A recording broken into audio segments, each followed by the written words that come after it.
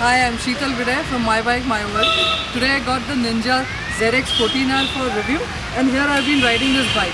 This is a wonderful machine, and what I'm saying is I would not call this as a super bike. I will call this as a hyper super bike. The reason I'm calling this a hyper super bike is because it has an awesome 1441cc inline 4 engine.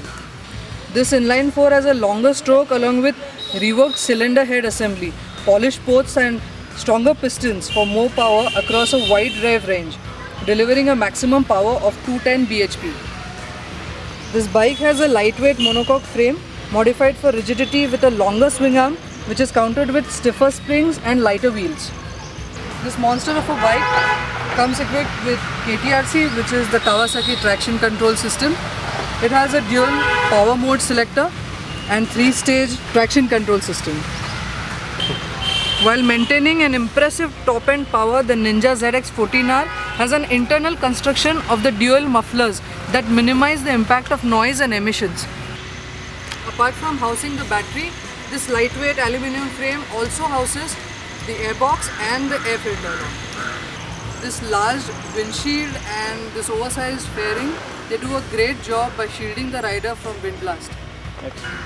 The central ram air duct has been redesigned in the shaped fairing. This helps to draw cooler and higher pressure air from the frontal face of the fairing, thereby guiding it through the large air cleaner and then into the engine for maximum power. The Ninja ZX 14R features a back torque limiting slipper clutch assembly. This slipper clutch assembly helps control rear wheel torque while downshifting, and the hydraulic clutch master cylinder offers smooth and precise control with optimal feel at the lever. This bike has dual pedal disc brakes with excellent braking ability. This bike also features an inverted and multi-adjustable 43mm cartridge type fork. This provides excellent wheel control without sacrificing rider comfort.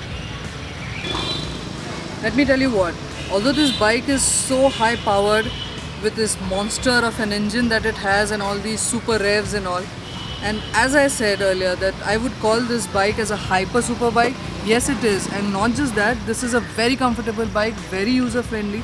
The minute I sat on it, I did not think that it would be as comfortable to ride, but it is. It is a great bike, and the handling comfort and the rider comfort are high on this bike, and I really appreciate Kawasaki for getting out a bike like this.